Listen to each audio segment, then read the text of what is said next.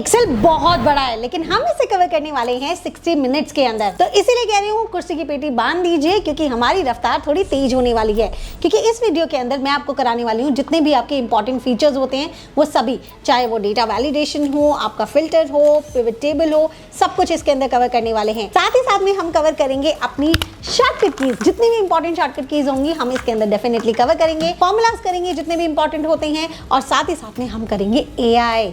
Yes, इसके अंदर मैं एआई को भी कवर करने वाली हूं। तो बिल्कुल भी इस वीडियो को मिस मत करना क्योंकि हर एक पॉइंट बहुत ज्यादा इंपॉर्टेंट होने वाला है। इस वीडियो के अंदर इस्तेमाल होने वाला डेटा भी आपको प्रोवाइड किया जाएगा। उसके लिए आप हमारी ऐप को इंस्टॉल कर सकते हो, वेबसाइट को विजिट कर सकते हो और वहां पे फ्री कंटेंट को चेक कर सकते हो। ये डाउनलोड कैसे होगा ये भी मैंने वीडियो के अंदर बताया है, तो वो भी आप चेकआउट कर सकते हैं। इसके साथ साथ आपको डिस्क्रिप्शन के अंदर मिलते हैं हमारे टाइम स्टैम्प्स, जिससे आपको हर एक पर्टिकुलर टॉपिक के बारे में पता लग जाता है और अगर आप डायरेक्टली कोई पढ़ना चाहते हो तो आप डायरेक्टली भी पढ़ सकते हो। तो चलें अब ज्यादा देर नहीं करेंगे, इस वीडियो को यही शुरू करेंगे।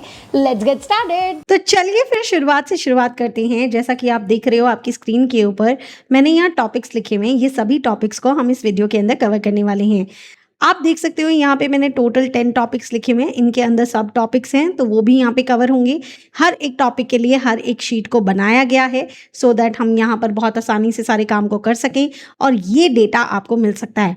तो सबसे पहले मैं आपको बताऊंगी कि डेटा आप कैसे डाउनलोड कर सकते हैं। तो चलिए सबसे पहले वो कर लेते हैं। उसके लिए आपको जाना होगा अपने गूगल पे जाने के बाद आप यहाँ टाइप कर सकते हैं। देखो, एक तरीका है गूगल पे जाकर टाइप कर सकते हैं और दूसरा तरीका है कि आप हमारी एप्लीकेशन को इंस्टॉल कर सकते हैं प्ले स्टोर या ऐप स्टोर से। यहाँ पर जाके लिखें आप अकाउंट्स expertapp.com। जैसे ये लिखेंगे आपके पास ये ऑप्शन आ जाएगा, आप यहाँ पे क्लिक कीजिए। उसके बाद आपको जाना है अवर कोर्सेज पे। अवर कोर्सेज पे जाने के बाद आपने यहाँ पे जाना है नीचे की तरफ और यहाँ से जब आप आगे जाएंगे तो आपको मिलेगा फ्री कंटेंट। फ्री कंटेंट में जब आप जाएंगे तो आप बिल्कुल लास्ट में आ जाए, फ्री कंटेंट आ गया आपका। फ्री कंटेंट के अंदर यहाँ पर आपको चेक करना है which is free material content. तो व्यू कंटेंट में जाएंगे। व्यू कंटेंट में जाने के बाद आप यहाँ पर देख सकते हो एक्सेल फ्री कंटेंट आपको नज़र आ रहा है। आप यहाँ पे क्लिक कीजिए। उसके बाद आप यहाँ देख सकते हो एक्सेल इन 1 आवर।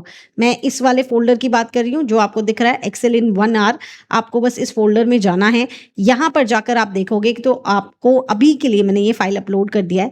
आप ये फाइल देख सकते हो। देखो, फाइल को डाउनलोड करने के लिए वेबसाइट से ही जाना पड़ेगा ताकि आपकी फाइल डाउनलोड हो सके। आप इस पर क्लिक कीजिए। जैसे ही आप इस पर क्लिक करेंगे, जैसे यहाँ अभी मैंने इस पर क्लिक किया तो ये देखें यहाँ पर ये डाउनलोड हो गई है। अब आप इसे ओपन करेंगे तो आप देख सकते हो यहाँ पे आ चुकी है। अब आप इसे ओपन कर सकते हो, सारे काम कर सकते हो, आप प्रैक्टिस कर सकते हो। देखो यहाँ पे आ चुका है, इनेबल एडिटिंग कर देना और यहाँ पर मेरे साथ प्रैक्टिस कर लेना। तो अगर आप मेरे साथ यहाँ पर पूरा प्रैक्टिस करने वाले हैं तो इस शीट को पहले डाउनलोड कर लीजिए और उसके बाद इस वीडियो को मेरे साथ कीजिए सो दैट हम साथ में मिलकर प्रैक्टिस कर सकें। चलें अब हम आगे बढ़ते हैं। द फर्स्ट थिंग जो हमारे पास आती है वो आता है डेटा एंड फॉर्मेटिंग। देखें, यहाँ पर हम चीज़ें जो करने वाले हैं वो इस तरीके से करने वाले हैं। चीज़ें थोड़ी जल्दी भी होंगी और हमें समझ भी आ जाएगी। डेटा मतलब क्या, जो भी डेटा के अंदर आप लिखते हो, जैसे कि मैंने यहाँ पर एक डेटा बनाया हुआ है, इसके अंदर लिखे जाने वाली चीज़ें जैसे कि आपके पास होती हैं, एक सेकेंड हम यहाँ पर देखेंगे। अगर इसके अंदर 10,000 लिखा है, अगर इसके अंदर रेट लिखा है, अगर इसके अंदर क्वांटिटी लिखी है, प्रोडक्ट लिखा है, यहाँ नेम लिखा है, यहाँ पर अगर कुछ भी लिखा हुआ है, वो जो सिर्फ लिखा जाता है वो होता है आपका डेटा। लेकिन अगर उसे प्रेजेंटेबल वे में कोई चीज़ बनाती है तो वो होती है आपकी फॉर्मेटिंग। अगर यहाँ पर कोई कलर लगा हुआ है, इसका अलाइनमेंट ठीक है, ये दिखने में सही लग रहा है, ये दिखने में अच्छा लग रहा है, तो उसे बनाने का रीज़न कौन है, उसकी फॉर्मेटिंग है। तो हम यहाँ पर दोनों ही चीज़ें सीखने वाले हैं कि किस तरीके से हम डेटा लिखते हैं और किस तरीके से हम उसमें फॉर्मेटिंग करते हैं। तो चलें एक बार के लिए हम वो देखेंगे। तो हम अपनी यहाँ पे सबसे पहले इंक को हटा देते हैं और इसको दोबारा से बनाना शुरू करते हैं। तो अगर आपको कोई भी डेटा जब बनाना होता है तो सिंपली आपको क्या करना है, आपको किसी भी सेल में आ जाना है। सेल में आ जाने के बाद आपको लिखना शुरू करना है। जैसे मैंने यहाँ लिखना शुरू किया सीरियल नंबर, यहाँ पे मैंने लिखा डेट, उसके बाद मैंने लिखा यहाँ पर नेम, उसके बाद हमने यहाँ पे लिखा रेट, उसके बाद हम यहाँ लिख सकते हैं क्वांटिटी, यहाँ लिख सकते हैं अमाउंट। आप कोई भी एंट्री कर सकते हो, जो भी आपकी मर्जी होती है आप इस तरीके से एंट्री कर सकते हो। जस्ट बिकॉज मैं आपको सारी चीज़ें स्मार्ट वे से सिखा रही हूँ तो अभी डेटा एंट्री का एक स्मार्ट वे भी सिखाऊंगी। यहाँ पर बस आपको अभी तक आपने सारी चीज़ें कर दी हैं, अब बस आपको कंट्रोल शिफ्ट साइड एरो, मैंने क्या प्रेस किया है, कंट्रोल शिफ्ट साइड एरो, या फिर आप अपने माउस से भी इसे सेलेक्ट कर सकते हैं। सेलेक्ट करने के बाद आपको होम पे जाना है और यहाँ पे जो भी कलर देना चाहते हो, देखो सेल के अंदर जब कलर देना है तो इस बकेट का इस्तेमाल करें। ये बकेट आपको यहाँ पर देखो, मैं इस वाले बकेट की बात कर रही हूँ, ये बकेट से तो आप सेल में कलर कर सकते हैं और इस ए वाले से आप फॉन्ट का कलर कर सकते हैं, मतलब सेल के अंदर जो चीज़ लिखी जाती है उसका कलर कर सकते हैं। तो आप यहाँ से इसे वाइट कर दीजिए, बोल्ड कर दीजिए। देखिए डार्क कलर के ऊपर लाइट कलर बहुत सही खिलता है और सही तरीके से दिखाता है, तो आप उसका इस्तेमाल कर सकते हैं। तो यहाँ से हमने हेडिंग बना ली है। हमें हमेशा अमाउंट कैसे चाहिए कि हमारा रेट मल्टीप्लाई हो जाए क्वांटिटी से, तो यहाँ हम बहुत बेसिक सा फॉर्मूला लगाएंगे मल्टीप्लाई का। हम क्या चाहते हैं कि रेट को मल्टीप्लाई करना चाहते हैं क्वांटिटी से, तो हम इक्वल्स टू, कोई भी फॉर्मूला जब लगाते हैं तो इक्वल्स टू को स्टार्ट करते हैं। इक्वल्स टू लिया, उसके बाद हम लोगों ने यहाँ से रेट दे दिया, उसके बाद हमने मल्टीप्लाई किया और हमने यहाँ क्वांटिटी दे दी और एंटर कर दिया। ऐसा करने से अब मैं जब भी यहाँ पे कुछ लिखूंगी तो यहाँ पर ऑटोमेटिकली एंट्री होती जाएगी। मेरा काम है आज आपको स्मार्ट वर्क सिखाना, तो मैं केवल यहाँ तक ही चीज़ सिखाऊंगी। इसके आगे डेटा एंट्री करना वो कैसे होने वाला है ये ध्यान से समझें। आपको क्या करना है, आपने हेडिंग बना ली है, उसके बाद बस अपनी हेडिंग को सेलेक्ट करना है और उसके बाद ऑल्ट डी ओ प्रेस करना है। ऐसा करने से आपके पास एक फॉर्म अपने आप बन के आ जाता है। जनरली फॉर्म बनाने के लिए हमें मैक्रो का इस्तेमाल करना पड़ता है, लेकिन यहाँ डायरेक्टली हमने बना लिया है। क्या शॉर्टकट की इस्तेमाल की है, ऑल्ट डी ओ। ऐसा करने से हमारे पास ये पूरा सामने आ चुका है। अब हम क्या करेंगे, सीरियल नंबर डालेंगे 1, उसके बाद एंटर मत प्रेस करना, एंटर प्रेस करने से ये एंट्री खत्म हो जाती है, तो एंटर प्रेस नहीं करेंगे, हम टैब प्रेस करेंगे। टैब ये बिल्कुल वैसा ही है, अगर आपको एक सेल से दूसरे सेल में जाना होता है तो आप टैब का इस्तेमाल करते हैं, जब साइड में जाना होता है तो ये बिल्कुल वैसे ही काम कर रहा है। हमें यहाँ पर अपनी डेट डालनी है, टैब प्रेस करना है, यहाँ नेम लिखना है, मैंने नेम लिख दिया। यहाँ पर हम कोई नेम लिख देंगे, चौहान लिखेंगे यहाँ पे। उसके बाद हम रेट के लिए वापस से टैब करेंगे, रेट हमने यहाँ पे 10,000 लिख दिया, टैब किया, क्वांटिटी में मैंने 10 लिख दिया है। और अब जैसे ही मैं एंटर प्रेस करूँगी तो आप देख सकते हो यहाँ नीचे एंट्री हो चुकी है। यहाँ नीचे आपकी एंट्री आराम से हो चुकी है, जैसी एंट्री आप करना चाहते थे। तो इस तरीके से अगर आप डेटा एंट्री का काम करते हैं और डेटा और फॉर्मेटिंग करना चाहते हैं तो आप इतने इजी तरीके से कर सकते हैं। आपको एक दो चीज़ें मैं आपको बिल्कुल एंड में सिखाऊंगी कि शॉर्टकट की को याद कैसे किया जाता है। अभी फीचर बाय फीचर मैं आपको सिखा रही हूँ। अगर आपने इसी तरीके से मान लो इतनी एंट्रीज कर ली हैं, इतनी एंट्री करने के बाद आपको फॉर्मेटिंग क्या क्या करनी होती है, ये होता है आपका अलाइनमेंट सेक्शन। मैं कौन से सेक्शन की बात कर रही हूँ, मैं इस सेक्शन की बात कर रही हूँ। ये आपका अलाइनमेंट सेक्शन है। अगर आपको डेटा को बिल्कुल बीच बीच में रखना है तो आपको इन दोनों ऑप्शन का इस्तेमाल करना पड़ेगा। उसके बाद आपके पास जो सेक्शन आता है वो आता है ये आपका फॉन्ट वाला सेक्शन, जिसका आपको इस्तेमाल करना है। इसके अंदर सबसे पहले तो इन कलर्स का इस्तेमाल करना है जिसको आप हेडिंग बनाने के लिए इस्तेमाल करेंगे। दूसरा आपको इस बोल्ड का इस्तेमाल करना है जिससे कि आपको जो ये ऊपर दिख रही है हेडिंग ये बोल्ड हो रखी है। अगर मान लीजिए मैं इसको सेलेक्ट करती हूँ, मेरी गलती है, एक सेकेंड रुकिए। अगर मान लीजिए मैं इसको सेलेक्ट करती हूँ, यहाँ से मैंने इसको सेलेक्ट किया और उसके बाद मैं इस बी को बंद कर देती हूँ तो ये देखो ऐसे दिखेगा, थोड़ा कम अच्छा दिख रहा है। अगर आप इसे बोल्ड करना चाहते हो तो आप यहाँ से बोल्ड क्लिक कर दो तो ये बोल्ड हो जाएगा और आपको सारी चीज़ें आराम से दिखने लगेंगी। तो यहाँ पर हेडिंग को इस तरीके से बनाते हैं। अब हम लगा रहे थे बॉर्डर, तो आप इसको सेलेक्ट करो। आपके पास अलग अलग तरीके के बॉर्डर होते हैं, लेकिन एक तरीके का बॉर्डर आप हमेशा सीख लो, वो है ऑल बॉर्डर। ऑल बॉर्डर का मतलब होता है जितना भी आपने सिलेक्शन किया है हर जगह सेम तरीके से बॉर्डर लगेगा, तो आप यहाँ ऑल बॉर्डर का इस्तेमाल कर सकते हो। अगर आप बाहर की तरफ देखो, अभी तो हर तरीके से सेम तरीके का बॉर्डर लग रहा है। अगर आप चाहते हो कि बाहर की बाउंड्री है जो डार्क हो जाए, जैसे आप स्केचिंग करते थे तो अंदर कलर भरने के बाद बाहर का डार्क करते थे, वो इसीलिए करते थे ताकि वो उभर के नजर आए। तो अगर डेटा के साथ भी ऐसा चाहते हो तो यहाँ थिक आउटसाइड बॉर्डर का इस्तेमाल कर सकते हो। तो बाहर की तरफ थोड़ा सा डार्कर बॉर्डर है और अंदर की तरफ लाइट बॉर्डर है, और आप इस तरीके से बॉर्डर का इस्तेमाल कर सकते हो। और इस तरीके से आपने डेटा बनाना सीख लिया है। बस आपने क्या करना है, बस आपने ऐसे करना है, ऑल्ट डी ओ प्रेस करना है। आपके पास एंट्री आ चुकी है, ये वाली एंट्री हमने कर दी थी, हम न्यू पे आ गए हैं। उसके बाद सेकेंड करेंगे, टैब करेंगे, करेंगे, यहाँ पर कुछ भी नेम दे देंगे, हमने यहाँ पे निशांत नेम दे देना है, टैब करेंगे। अच्छा डेट थी यहाँ पे, तो इस तरीके से कर देना है। मैंने बैक कर दिया था, इस वजह से ये पीछे वाली एंट्री आ गई है। आप देख सकते हो सेकेंड एंट्री निशांत हमने गलती से कर दी थी, तो यहाँ पर ये एंट्री आ गई है। आप कोई भी एंट्री इस तरीके से कर सकते हो। आपको जितनी भी डेटा एंट्री वर्क करना है आप इस तरीके से कीजिए, बहुत स्मार्ट वर्क है और जो भी देखेगा वो कहेगा कि बड़ा अच्छा काम करते हैं हम तो। चलें, यहाँ पर हम लोगों ने अपनी दोनों चीज़ें कंप्लीट कर ली हैं, जहाँ पर हमने सीखा कि किस तरीके से हम डेटा लिखते हैं। देखो डेटा और फॉर्मेटिंग में फ़र्क समझो, ये आपका डेटा था, इसको सजाना इसकी फॉर्मेटिंग थी। चलें अब हम नेक्स्ट टॉपिक की तरफ बढ़ते हैं, इंडेक्स में जाते हैं विच इज़ नंबर फॉर्मेट। अब हम नंबर फॉर्मेट देखेंगे। का मतलब होता है कि आप अपने डेटा को कितने तरीके से लिख सकते हो। यहाँ पे मैं थियरी लिखवा रही हूँ, तो आप जब भी एक्सेल के अंदर एंट्री करते हो, देखो सबसे पहले डेटा एंट्री होती है, फिर फॉर्मेटिंग होती है, फिर एनालिसिस होता है ना। आप डेटा को मेंटेन करते हो, तो डेटा के अंदर आप क्या क्या तरीके की चीज़ें लिखते हो। तो सबसे पहली चीज़ें तो नंबर लिखते हो, किसी भी तरीके का नंबर लिखोगे कि 1 2 3 4 5 7 कितने भी नंबर्स लिख सकते हो। उसके बाद आप टेक्स्ट लिख सकते हो, क्योंकि अगर आपको अपनी पार्टी के नेम लिखने हैं, कोई प्रोडक्ट का नेम लिखना है, कैटेगरी का नाम लिखना है, तो बेसिकली टेक्स्ट लिख सकते हो। या फिर आप डेट लिखते हो कि किस दिन कौन सी चीज़ हुई है या किस दिन कौन सी चीज़ होनी थी, तो आप यहाँ डेट के साथ साथ टाइम भी लिख सकते हो कि अगर ये एम्प्लॉय कितने टाइम पे आया है, ये एम्प्लॉय कितने बजे गया है। तो इस तरीके से आप ये सारी चीज़ें आप अपने डेटा के अंदर लिखते हो। The main thing is number, text और डेट एंड टाइम। अब इन्हीं को ही नंबर फॉर्मेट बोलते हैं। चलिए इस टॉपिक को अच्छे से समझाती हूँ। तो यहाँ पर हमने डेटा ऑलरेडी बनाया हुआ है। देखो सबसे पहली चीज़ जो आपको दिख रही है, ये तो बेसिक नंबर है। आपने कोई भी कहीं पे भी एक्सेल में गए और कोई नंबर टाइप करने लग गए तो ये उस तरीके से आ जाएगा। दूसरी चीज़, अगर आप चाहते हो कि अपने नंबर में, जैसे कि अच्छा हम जर्नल पे आते, जर्नल पे थे तो ये नॉर्मल नंबर, अगर आप चाहते हो कि ये नंबर फॉर्मेट में आए, जैसे कि नंबर जर्नली जब लिखा जाता है तो डेसिमल लगा के लास्ट में 00 भी लिखा जाता है। तो अगर आप इसको इस तरीके से लिखवाना चाहते हैं तो आप यहाँ जर्नल पे जाएंगे एंड यहाँ सेकेंड वाला नंबर ले लेंगे, तो आप देख सकते हो इस तरीके से डेसिमल बढ़ गया है। और कहीं पे भी अगर ऑलरेडी ऐसे लिखा हुआ है और आपको तो चाहिए कि अरे मुझे तो डेसिमल चाहिए ही नहीं, मुझे तो नॉर्मल वाला चाहिए, तो आप इसे हटा भी सकते हो। आपने देखा ना जर्नल के अंदर कोई डेसिमल नहीं होता, तो आप यहाँ पर जाएंगे और इसे जर्नल कर लेंगे तो जर्नल में हो जाएगा। लेकिन अगर आपको इसको नंबर में करना है तो आप इसे नंबर में कर सकते हैं। तीसरी चीज आती है करेंसी।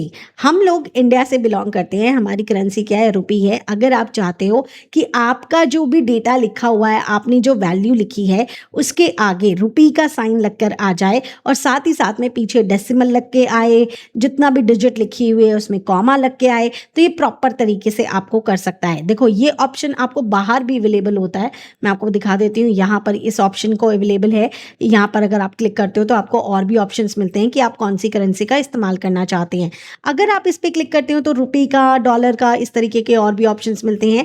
आप अगर यहाँ पर क्लिक करते हो तो अंदर भी आप जा सकते हो। आपने यहाँ पे क्लिक किया तो यहाँ पर आप देख सकते हो रुपी का साइन भी लग गया है और साथ ही साथ में डेसिमल भी लग गया है और साथ ही साथ में कॉमा भी लग गया है। अब अगर मान लीजिए करेंसी तो चाहिए, कॉमा भी चाहिए, लेकिन डेसिमल वाला चीज नहीं चाहिए, तो आपके पास यहाँ पर दो ऑप्शंस रहते हैं। मैं इन दोनों ऑप्शंस की बात कर रही हूँ। ये दोनों ऑप्शंस आपको हेल्प करेंगे इनके जितने भी डेसिमल्स हैं उन्हें कम या बढ़ाने या घटाने के लिए। तो आप यहाँ से बस अपने डेटा को सेलेक्ट कीजिए। सेलेक्ट करने के बाद आप इसे इंक्रीज या डिक्रीज जो करना चाहते हैं आप कर सकते हैं। मैं यहाँ डिक्रीज करना चाहती हूँ तो मैंने यहाँ से डिक्रीज कर लिया है। तो जैसे मुझे फॉर्मेट चाहिए था मैंने उसे वैसा बना लिया है। अगला आता है अकाउंटिंग। अकाउंटिंग में सारी चीज़ें अपने आप हो जाती हैं, जस्ट बिकॉज अगर मान लीजिए आप 11th-12th याद कीजिए, जब आप अकाउंट्स बनाते थे तो इसी तरीके से वैल्यूज़ लिखते थे, तो बिल्कुल वैसे ही सभी वैल्यूज़ लिख कर आ जाती हैं।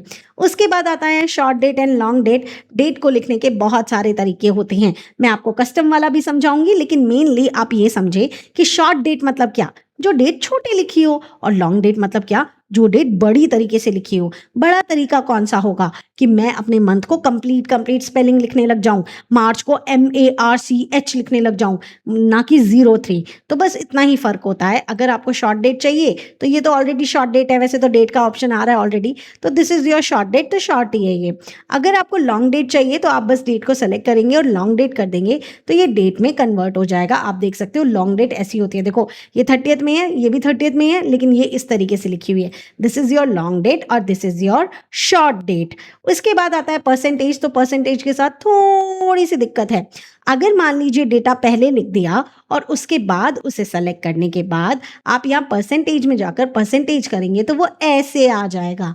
तो परसेंटेज बेसिकली क्या कहता है कि पहले मेरी जगह पे मेरा फॉर्मेट लगा दो, मतलब पहले तो जगह पे फॉर्मेट लगा दो परसेंटेज का और उसके बाद आप चाहे कुछ भी लिखना शुरू करो, मैं एकदम एक्यूरेट आंसर दूंगा।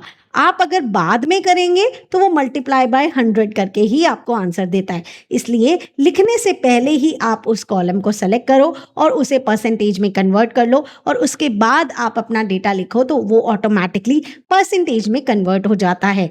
The next thing is text. तो आप देख सकते हो टेक्स्ट का बिल्कुल नॉर्मल है कि अगर आपको कोई भी चीज़ टेक्स्ट में है तो ये वैसे जर्नल दे रखा है, आप चाहें तो टेक्स्ट में भी कन्वर्ट कर सकते हैं, जर्नल में भी वैसे ही काम करेगा। Now come to the custom date. तो कस्टम डेट के लिए तो थोड़ी सी थियरी बनती है। देखिए मान लीजिए आपका जो डेट है वो किससे बन के बनता है। मैंने आज का डेट लिया है, इसके अंदर क्या क्या चीज़ें हैं। आप कहोगे मैम डे है, एक मंथ है और एक ईयर है ना। आप यही मुझे बताओगे कि डे मंथ ईयर है। डे क्या है 24 है, मंथ क्या है 2 है और ईयर क्या है 2026 है। ठीक है, तो ये आपके डे और मंथ और ईयर हैं। अब हम इसका एक बार के लिए अलाइनमेंट ठीक कर लेते हैं ढंग से दिखने के लिए। अब डे को लिखने के लिए हम डी लिखते हैं, हमें सिर्फ डी लिखवाना था। ओके, मंथ को लिखने के लिए हम एम लिखते हैं, ईयर को लिखने के लिए हम वाई लिखते हैं। ठीक है, तो ये तीनों तरीके से हम इन्हें डिनोट करते हैं। क्या करते हैं? डिनोट करते हैं। तो देखो अगर आप चाहते हो कि आपका जो डेट है, जो डे है वो सिंगल, जैसे 2 लिखा है, 2 है आज, मतलब 2 मार्च है, तो कैसे लिख के आएगा? 02 लिखवाना चाहते हो या सिर्फ 2 लिखवाना चाहते हो, सिर्फ सिंगल डिजिट लिखवाना चाहते हो तो आपको इसे एक बार लिखना पड़ेगा। जैसे कि अगर आप चाहते हो, अगर मैं यहाँ पे डेट लिख के चाहती हूँ 2 मार्च की, ठीक है, तो अगर आप चाहते हो ऐसे लिख के आए 2-3-26, अगर आप ऐसा चाहते हो, अभी तो 02-03-26 लिखकर आ गया बाय डिफॉल्ट। अगर 2-3 वैसा चाहते हो तो आपको डी सिर्फ 1 टाइम लिखना पड़ेगा, सॉरी DM और ये YY, ठीक है, क्योंकि 26 तो वो तो डबल डिजिट में आएगा ही। अगर आप इसे 02 या 03 ऐसे लिखवाना चाहते हो तो 2 टाइम्स आपको लिखना पड़ता है, DDMMYY। अगर आप उसे ऐसे लिखवाना चाहते हो, देखो अगर आप नोटिस करोगे तो आपका जो मंथ होता है, जैसे जनवरी, फरवरी, मार्च, अप्रैल में, वो सब भी जब शॉर्ट में लिखे जाते हैं तो 3 डिजिट्स में लिखे जाते हैं। जैसे जनवरी को क्या लिखते हैं? JAN, फरवरी को क्या लिखते हैं? FEB, मार्च को क्या लिखते हैं? MAR, अप्रैल को क्या लिखते हैं? APR। तो वो 3 डिजिट्स हैं। अगर डे की बात करें, Sunday, Monday, Tuesday, Wednesday, Thursday, Friday, Saturday, Sunday, तो कैसे लिखते हो? मंडे को कैसे लिखते हो? MON, ट्यूसडे को कैसे लिखते हो? TUE, वेडनेसडे को कैसे लिखते हो? WED। तो इसी तरीके से आप 3 डिजिट्स में लिखते हो। तो अगर आप 3 टाइम्स लिख रहे हो तो 3 टाइम्स लिखने से वो आपको शॉर्ट डेट देता है, जैसे कि आपको जनवरी, फरवरी, मार्च इस तरीके से देता है। और अगर आप फुल फ्लेजेड लिखवाना चाहते हो तो आप उसको 4 टाइम्स लिखोगे, 4 टाइम्स लिखोगे, 4 टाइम्स लिखोगे। तो अब मान लो, अगर मान लीजिए मैंने यहाँ पर यही डेट्स हैं, मैंने कॉपी किया और यहाँ पेस्ट कर दिया, ठीक है, मैंने ये लिख दिया, बट मुझे तो ये डेट ऐसे नहीं लिखवाना। मुझे तो चाहिए कि ये जो मई, जनवरी, अप्रैल पूरा आ रहा है ये छोटा छोटा है। तो मैं क्या करूँगी? मैं कस्टम फॉर्मेट में जाऊँगी, मैं यहाँ कस्टम में जाऊँगी और यहाँ से एक तो सारा कुछ रिमूव कर दूँगी, सारा रिमूव। सबसे पहले क्या चाहिए? डे चाहिए। डे कैसा चाहिए? शॉर्ट चाहिए, तो 2 टाइम्स डी, फिर हाइफन चाहिए। हाइफन नहीं है ना अभी इसमें, हम हाइफन भी लगा रहे हैं। उसके बाद हमें क्या चाहिए? एम चाहिए, लेकिन 3 टाइम्स चाहिए। वाई हम 2 टाइम्स ही लेंगे कि हमें शॉर्ट में चाहिए, एंड ओके कर दिया। तो देखो 30 मई 25, 2 जैन 26, क्योंकि मैंने वाई 2 बार लिखा था तो लास्ट में ईयर भी 2 बार सिर्फ 2 डिजिट वाला आया। स्टार्टिंग में डी भी मैंने 2 टाइम्स लिखा था तो ये भी आया। अगर मैं डी 3 टाइम्स लिख देती तो, जैसे मैं कस्टम में जाकर यहाँ डी को 3 टाइम्स कर देती हूँ, जैसे मैंने यहाँ पे गई और यहाँ से नहीं जा रहा, कोई बात नहीं, हमने 3 टाइम्स कर दिया एंड ओके कर दिया। तो देखो यहाँ पे भी आ गया Friday, Friday, Wednesday, Thursday, Friday, Monday, Friday. तो आपकी मर्जी होती है कि आपको क्या फॉर्मेट करना है। This is your custom format. और इस तरीके से आप यहाँ पर इसे पढ़ भी सकती हैं और डिटेल में। देखिए अभी हमारा थोड़ा सा टाइम कॉन्स्टेंट है, अभी हम सिर्फ रिविजन कर रहे हैं। हाँ, लाइव में हम लोग इसे बहुत मतलब पूरा 1-2 क्लास लगा के पढ़ते हैं, तो वहाँ बहुत डिटेल में पढ़ते हैं। आई होप आपको सभी समझ आ गया होगा। कहीं पे भी डाउट आता है तो मुझे कमेंट सेक्शन में बताना, मैं आपका रिप्लाई ज़रूर करूँगी और आपकी हेल्प ज़रूर करूँगी। चलिए, हम लोगों ने यहाँ पे नंबर फॉर्मेट कंप्लीट कर लिया है। अब हम बढ़ते हैं अपने नेक्स्ट टॉपिक की तरफ, व्हिच इज़ कंडीशनल फॉर्मेटिंग।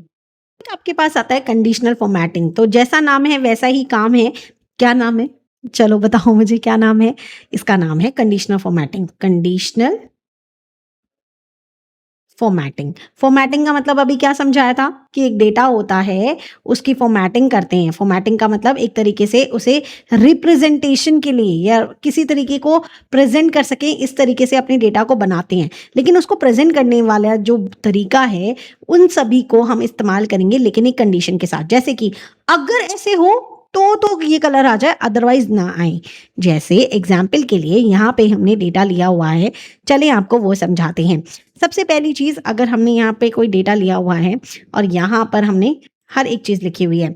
अगर मान लो इस डेटा के अंदर मैं आपको कहती हूँ कि जो भी एंट्री 75,000 से ज़्यादा है वो ग्रीन कलर की हो जाए, तो यहाँ पर ग्रीन कलर करना मतलब फॉर्मेटिंग करना, और कंडीशन क्या लगाई कि 75,000 से ज़्यादा है तो ही वो कलर आए। तो बस यही काम हमारा कंडीशनल फॉर्मेटिंग करता है। हमें कोई भी चीज़ किसी पे अप्लाई करनी होती है तो पहले हमें उसे सेलेक्ट करते हैं, तो हमने अपना डेटा सेलेक्ट किया हुआ है। अब हम कंडीशनल फॉर्मेटिंग में जाएंगे, हाईलाइट सेल रूल में जाएंगे और यहाँ से ग्रेटर देन कर देंगे, और यहाँ पर हमने क्या डिसाइड किया था? 75,000, तो हमने 75,000 ले लिया। और यहाँ पर जाकर अपनी मर्जी से ग्रीन कलर ले सकते हैं। अगर खुद की मर्जी से कोई कलर करना चाहते हो तो वो भी कर सकते हो। आपने यहाँ ओके कर दिया तो आप देखेंगे कि ये ग्रीन कलर का हो गया। अब जैसे मान लो मैं इसको चेंज कर दूँ, 20,000 कर दूँ, तो देख सकते हो आप ये चेंज हो रहा है। अगर मान लो मैं इसे 95,000 कर दूं, तो आप देख सकते हो कि ये चेंज हो रहा है। क्यों? क्योंकि आपने जो कंडीशन लगाई थी वो कंप्लीट डेटा में लगाई थी, तो वो अपने आप ये समझ लेता है कि आपने क्या कंडीशन लगाई है और उस बेसिस पे आपको कलर दे देता है। सेकंड थिंग, अब ये कर लेते हैं, उल्टा कर लेते हैं। 75,000 से कम वालों को रेड कलर कर देना। तो हमने यहाँ से डेटा को सेलेक्ट किया, उसके बाद हम लोग यहाँ पे कंडीशनल फॉर्मेटिंग में जाएंगे, लेस देन का इस्तेमाल करेंगे। यहाँ पर भी हम 75,000 लिखेंगे, लेकिन इस बार हम उसे रेड करवाएंगे और हम इसे ओके कर देंगे। तो जो भी 75,000 से कम थी वहाँ पर ये रेड कलर हो चुका है। अगर मान लो मैं इसे 75,000 कर देती हूँ तब भी ये नहीं आएगा। अगर मैं इसे 90,000 कर देती हूँ तब भी ये नहीं आएगा। लेकिन अगर मैं इसे 20,000 कर देती हूँ तो ये रेड हो जाएगा, क्योंकि अब ये 75,000 से कम है। चलिए, अब हम करेंगे बात बिटवीन की। देखो, स्कूल में भी हम ग्रेटर देन सीखते थे, लेस देन सीखते थे, और उसके बाद हम बिटवीन करते थे। दैट मीन्स अगर आप कोई रेंज के बीच में देना चाहते हो, जैसे मैं 50,000 से 75,000 के बीच में अगर कोई वैल्यू है तो वो कलर हो जाए, ऐसा चाहती हूँ, तो मैं कैसे कर सकती हूँ?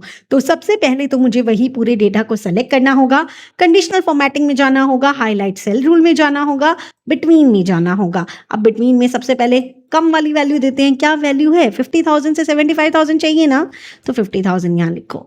उसके बाद यहाँ पर 75,000 लिखो कि 75,000 का चाहिए, और उसे अपनी मर्जी से कोई कलर कराना चाहते हो तो यहाँ बिल्कुल नीचे की तरफ देखना, कस्टम फॉर्मेट आता है, आप यहाँ चले जाना और यहाँ पर आपको जो कराना आप कर लेना। हम यहाँ फिल में जाएंगे, कौन सा कलर कराना चाहते हो? हम पर्पल करा देते हैं, ठीक है। फॉन्ट में जाएंगे, हम पर्पल के ऊपर तो व्हाइट कलर का ही फॉन्ट अच्छा लगेगा, तो हम यहाँ से व्हाइट कर लेते हैं, उसे बोल्ड कर लेते हैं, इसे ओके करते हैं। तो आप देखो यहाँ पर आपने जो कस्टम फॉर्मेट लगाया था उस बेसिस पे आपके कलर आ चुके हैं।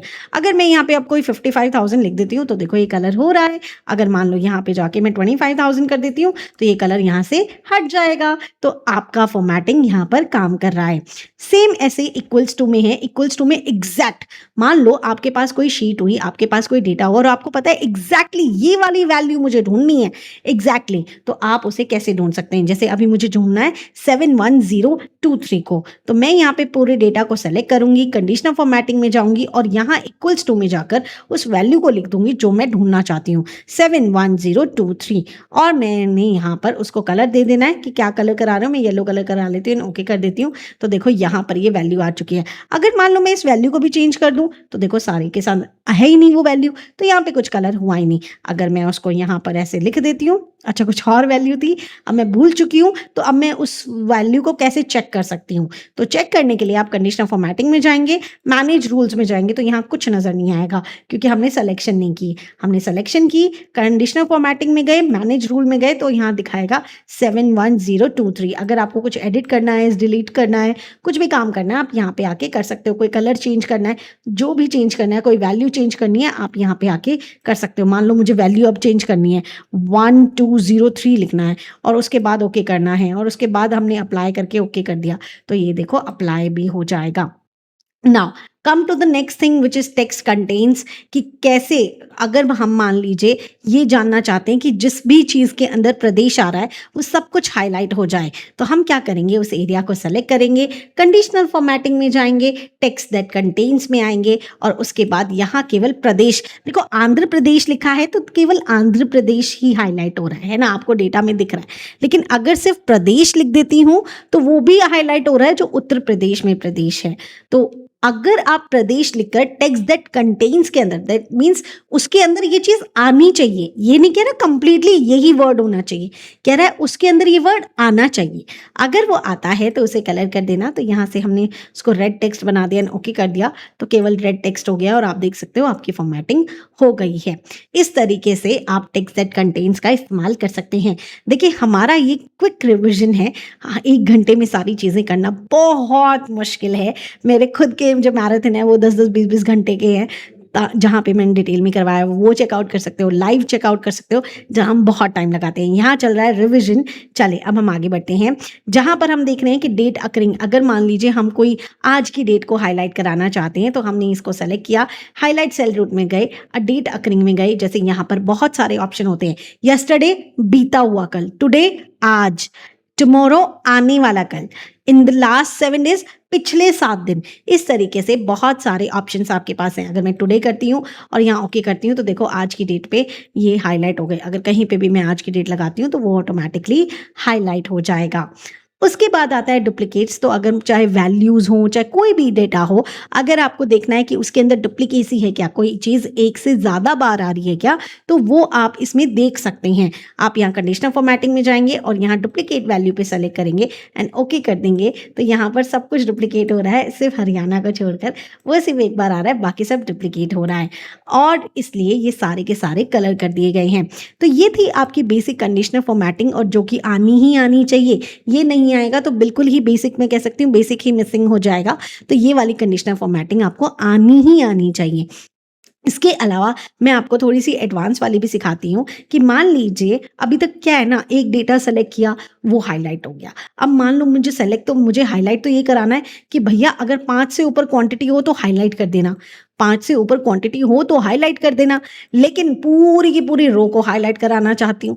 अगर सिर्फ क्वांटिटी को सेलेक्ट करके कंडीशनल फॉर्मेटिंग में हाईलाइट सेल रूल में जाकर यहाँ पर 5 लिख दूंगी, यहाँ पे 5 लिख दूंगी और ओके कर दूंगी तो देखो सिर्फ ये हाईलाइट होंगे। लेकिन मुझे तो ऐसे नहीं करना, मुझे तो चाहिए पूरी रो हाईलाइट हो। तो ऐसे केस में मेरे को पूरे डेटा को सेलेक्ट करना है, कंडीशनल फॉर्मेटिंग में जाना है, न्यू रूल में जाना है, यहाँ से यूज ऑफ फॉर्मूला लेना है और यहाँ पर फॉर्मूला लगाना है। फॉर्मूला लगाने के लिए सबसे पहले इक्वल्स टू लगाते हैं, उसके बाद किसको चेक करना है, किसको चेक करना है, हमें इस सेल को चेक करना है। अभी हमें E19 को चेक करना है, बाद में हमें E20 को चेक करना है, बाद में फिर हमें E21 को चेक करना है, बाद में हमें E22 को चेक करना है। तो E हमारा सेम रहता है और बाकी चीजें बदलती रहती दिस। और अब हम F4 को इतनी बार प्रेस करेंगे कि E के आगे डॉलर आ जाए और हमने क्या चेक कराना है कि क्या ये ग्रेटर देन 5 है क्या। अगर ये बात सच हो जाती है कि हाँ ये ग्रेटर देन 5 है तो येलो कलर कर देना मेरी पूरी एंट्री के अंदर और ओके कर दिया। तो देखो जहाँ जहाँ देखो, अगर मैं इसको चेंज कर दूँ, यहाँ मैं 2 कर दूँ, यहाँ पे मैं 1 कर दूँ, तो देखो ये कलर चेंज हो रहे हैं। यहाँ पे मैंने 3 कर दिया तो देखो ये हो रहा है। जहाँ जहाँ 5 से ऊपर है उसको उसने ऑलरेडी कलर कर दिया और कंप्लीट रो को कवर कर दिया है। तो अगर आप चाहते हैं कि कंप्लीट रो को ही कलर किया जाए, ना कि केवल एक डेटा को, तो आप इसका इस्तेमाल कर सकते हैं। अगर आपको कहीं पे भी डाउट आता है तो आप मुझे कमेंट सेक्शन में बता सकते हैं, मैं डेफिनेटली आपकी हेल्प करूंगी। अब हम बढ़ेंगे अपने नेक्स्ट टॉपिक की तरफ, जो कि होने वाला है हमारे बेसिक फॉर्मूलाज। अब हम अपने बेसिक फॉर्मूलाज करते हैं। अगर आपको सम करना है तो वैसे तो हम यहाँ पे सम का फॉर्मूला भी लगा सकते हैं, लेकिन अब मैं यहाँ पे आपको इजी तरीका बताती हूँ, स्मार्ट तरीका बताती हूँ। तो आप यहाँ ऑल्ट इक्वल टू प्रेस कर दीजिए। ऑल्ट इक्वल टू प्रेस करने से ही आपका सम का फॉर्मूला अपने आप लग जाता है। आप एंटर कर दीजिए तो आप देखेंगे यहाँ पर आपका सम का फॉर्मूला लग चुका है। अगर आप चाहते हैं, देखो यहाँ पर मैं आपकी शॉर्टकट कीज लिख देती हूँ, which is your alt equal to. अगर आप चाहते हैं सिमिलर तरीके से एवरेज करना, वो भी डायरेक्टली एवरेज हो जाए, तो आप यहाँ पे प्रेस कर सकते हैं ऑल्ट HUA। अगर आप ये प्रेस करते हैं तो आपका यहाँ पर डायरेक्टली आपका एवरेज का फॉर्मूला लग जाता है। तो आप यहाँ पर प्रेस करेंगे, इसको सेलेक्ट करके यहाँ पे प्रेस करेंगे डायरेक्टली ऑल्ट HUA, तो यहाँ पर एंटर कर दीजिए तो आप देखेंगे आपके डेटा का ऑलरेडी एवरेज आ चुका है। अगर आप अपना एवरेज चेक करना चाहते हैं कि ये करेक्ट है या नहीं, आप अपने डेटा को सेलेक्ट कीजिए, या नीचे की तरफ देखिए एवरेज, काउंट, मिनिमम, मैक्सिमम, सम सब कुछ आता है यहाँ पे। तो एवरेज आप देख सकते हो 54802.3333। एंड अगर अब आपको यहाँ से डेसिमल कम करने हैं तो मैंने आपको सिखाया था, यहाँ से आप अपने डेसिमल्स को कम कर सकते हैं। Now come to the next formula which is your maximum. इसके लिए आपको प्रेस करना होता है ऑल्ट HUM। हम अगर आप यहाँ पर आके ऑल्ट HUM प्रेस करते हैं तो आपका मैक्स का फॉर्मूला अपने आप लग जाता है, और आप एंटर कर दीजिए तो आप देखेंगे कि यहाँ पर आपके पास मैक्सिमम आंसर आ गया है। अब आप खुद देख लीजिए इस पूरी एंट्री में सबसे ज़्यादा नंबर कौन सा है, विच इज 73,539, और यही आपका आंसर है। इस तरीके से आप मैक्सिमम का फॉर्मूला लगा सकते हैं। अब ये शॉर्टकट कीज बन कहाँ से रही है ये भी मैं आपको बता देती हूँ। देखो यहाँ पर आपके पास सभी ऑप्शन होते हैं। अगर आप ऑल्ट प्रेस करते हो, H प्रेस करते हो और U प्रेस करते हो तो आप देख सकते हो यहाँ पर पहुंच जाते हो। मिनिमम के लिए हम I लगाएंगे, तो चले हम लोगों ने यहीं से अपनी शॉर्टकट की बनाई है ऑल्ट HUI। अगर मैं यहाँ पर जाकर ऑल्ट HUI प्रेस करती हूँ तो यहाँ पर ऑटोमेटिकली मिनिमम का फॉर्मूला लग जाता है, और एंटर करती हूँ तो यहाँ मिनिमम आ जाता है, और यहाँ डबल टैप करती हूँ तो सभी आंसर्स आ जाते हैं। अब आप इस पूरे डेटा में देखो सबसे कम वैल्यू कौन सी है, तो विच इज 44,235। तो आप देख सकते हो आपका आंसर आ चुका है। यहाँ से हम लोगों ने ये शॉर्टकट की से किए हैं। आप चाहें तो डायरेक्टली भी कर सकते हैं, बहुत सिंपल है, इक्वल्स टू लगा के आप अपना फॉर्मूला लगा सकते हैं, या फिर आप यहाँ से भी ऑटो कैलकुलेशन कर सकते हैं। Now come to the next formula which is count. देखो यहाँ पर थोड़ी सी कंफ्यूजन होती है, काउंट किस लिए होता है, काउंट ए किस लिए होता है, और यहाँ पर काउंट ब्लैंक किसके लिए होता है। तो मैं आपको यहाँ पे तीनों ही एक बार के लिए बता देती हूँ। काउंट से हम नंबर काउंट करते हैं। अगर आपको नंबर काउंट करना है तो you can use number count formula. Count से एवरीथिंग एक्सेप्ट ब्लैंक सेल्स, सिर्फ ब्लैंक सेल्स को काउंट नहीं करता, बाकी सब काउंट करता है। बाकी सब काउंट करता है, बस ब्लैंक सेल्स को ही वो काउंट नहीं करता, बाकी सब करता है। ठीक है, यहाँ पर हम एक काम करते हैं, इसको हम सेम फॉर्मेटिंग देते हैं। आ गया है, यहाँ से देखो ओके। तो यहाँ पर हम आ चुके हैं।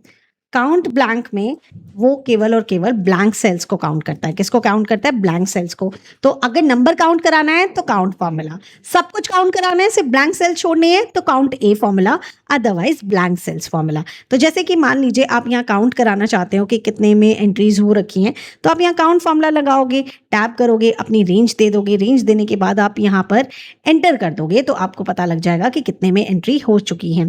अगर आप यहाँ पर काउंट ए करते हो, काउंट ए से आपको पता लग जाएगा कितने ऐसे मंथ हैं जिसमें कुछ सेल ही नहीं किया है।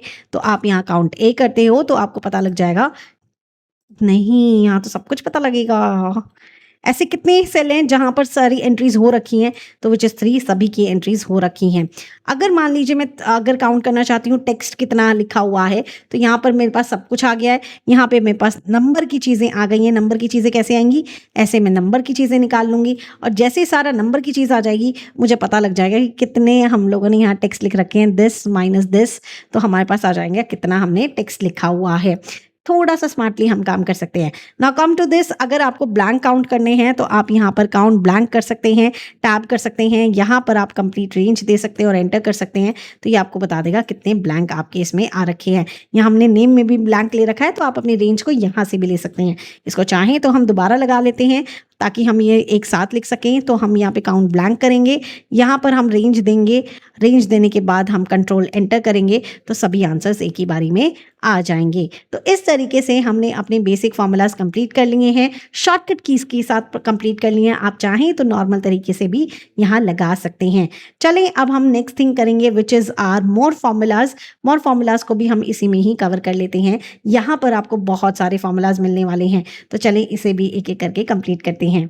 सबसे पहले आपके पास फॉर्मूला आता है प्रॉपर, अपर एंड लोअर। अगर मान लीजिए आपके पास स्टूडेंट नेम इस तरीके से लिखे हुए हैं और आपको सभी चीज़ें कैपिटल में करनी है, तो कैपिटल में करने के लिए आप अपर फॉर्मूला लगाएंगे, टैब करेंगे, यहाँ पे टेक्स्ट देंगे, एंटर करेंगे तो ये अपर फॉर्मूला में कन्वर्ट हो जाएगा। अगर आप इसको लोअर में बनाना चाहते हैं तो आप यहाँ पे लोअर का फॉर्मूला लगाएंगे, टैब करेंगे मतलब स्मॉल लेटर्स में, और यहाँ पर आप एंटर कर देंगे तो ये आपको स्मॉल लेटर्स में लाकर दे देगा। लेकिन अगर आप चाहते हो कि सेंटेंस केस बन जाए, तो जैसे मान लीजिए लोअर में लिखा हुआ है, आपको चाहिए कि आपके वर्ड का जो फर्स्ट लेटर है वो तो कैपिटल हो जाए, बाकी सब स्मॉल हो जाए, तो आप यहाँ पे इक्वल्स टू प्रॉपर फॉर्मूला लगाएंगे। प्रॉपर फॉर्मूला लगा के टैब करेंगे, टेक्स्ट देंगे, एंटर करेंगे तो ये प्रॉपर तरीके से आपके पास आंसर आ जाएगा। तो देखिए कितने आसान हैं और आपने यहाँ पे 3 फॉर्मूलाज कंप्लीट भी कर लिए हैं। चलें हम अपने नेक्स्ट फॉर्मूला में बढ़ते हैं। मान लीजिए आपके पास इस तरीके से कोई आईडी गिवन है और आपको इसमें से कुछ कैरेक्टर्स निकालनी है। मैं स्टार्टिंग के 3 कैरेक्टर्स निकालना चाहती हूँ। आप कोई भी चीज़ जो पढ़ते हैं वो यहाँ से यहाँ पढ़ने जाते हो, मतलब लेफ्ट से राइट पढ़ने जाते हो, तो अगर लेफ्ट साइड से कोई कैरेक्टर निकालना चाहते हो तो आपको लेफ्ट फॉर्मूला लगाना पड़ेगा, टैब करना पड़ेगा। 2 चीज़ कहता है, एक टेक्स्ट मतलब किस में से निकालना है, तो हमें इस आईडी में से निकालना है, कॉमा, उसके बाद नंबर चार्ज, दैट मीन्स कितने कैरेक्टर्स निकालने हैं, 1 2 3, EMP 3 लेटर्स, तो हम यहाँ 3 करेंगे, पैरेंथेसिस ऑफ करेंगे, एंटर करेंगे तो ये स्टार्टिंग के जितने भी कोड्स होंगे वो हमें लाके दे देगा। एग्जाम्पल के तौर पे अगर मान लीजिए 15 डिजिट का आपके पास GST नंबर है और आपको स्टेट कोड चाहिए, स्टेट कोड आपका 2 डिजिट का होता है, तो आप लेफ्ट का फॉर्मूला लगाकर वो 2 डिजिट लगाकर आप अपने स्टेट कोड को निकाल सकते हो। Now come to the right वाला थिंग, बीच की बात बाद में करेंगे। राइट वाली थिंग, अगर आपको राइट साइड से अगर ये करना है तो आप यहाँ टैब करेंगे, वही आप टेक्स्ट देंगे और उसके बाद आप उसको कैरेक्टर बताएंगे कितने चाहिए, हमें 2 चाहिए, हमने यहाँ 2 किया, पैरेंथेसिस ऑफ किया, एंटर किया, तो यहाँ पर हमारे पास लास्ट में जो टेक्स्ट लिखा हुआ था वो यहाँ पर आ चुका है। लेकिन when it comes to the mid, तो मिड ऐसे काम नहीं करता कि अगर आपके सेल में 10 डिजिट्स लिखी हैं तो 5th नंबर वाला मिडिल माना जाएगा और फिर हम निकाल सकते हैं, नहीं, ऐसे तो फिर हम बाकी के लेटर्स कभी निकाल ही नहीं पाएंगे जो मिडिल की पोजीशन में नहीं आते, लेफ्ट की पोजीशन में नहीं आते, राइट की पोजीशन में नहीं आते। तो ऐसे केस में मिडिल कहता है मैं स्टार्ट कहाँ से होऊंगा ये भी मुझे बताओ। तो देखो एम्प्लॉय में जैसे EMP 2025, मुझे 2025 निकालना है, इसके अंदर से मैं बात कर रही हूँ इस वाले सेल की। देखो यहाँ पे इस वाले सेल को देखो, मेरे को यहाँ से 2025 निकालना है, तो ये 4th लेटर से शुरू हो रहा है, EMP 2025, तो 4th लेटर से शुरू हो रहा है, तो 4th से शुरू होगा। शुरू किससे होगा, 4th से शुरू होगा। और कितने लेटर्स चाहिए, 2025, मतलब 4 लेटर्स चाहिए, तो हमें बस यहाँ पे 4 और 4 लिखना होगा। तो चले हम यहाँ पर अपना मिड का फॉर्मूला लगाएंगे, मिड टैब, क्या कह रहा है देखो, मेरी भी मत सुनो, खुद की भी मत सुनो, किसी की मत सुनो, सिर्फ और सिर्फ सिंटेक्स की सुनो। तो हमारा फंक्शन क्या कह रहा है, हमने यहाँ पर लिया अपना text, comma, start number, start कहाँ से हो रहा है, 4 से हो रहा है, और कितने लेटर्स चाहिए, 4 चाहिए, पैरेंथेसिस ऑफ करेंगे, एंटर करेंगे, तो आप देखेंगे कि आपका आंसर आ जाएगा। आप यहाँ डबल टैप कर दीजिए, आपके पास सभी आंसर्स आ जाएंगे। यहाँ से आपने 3 फॉर्मूलाज और कर लिए। चले हम आगे बढ़ते हैं, which is next formula, which is very important formula.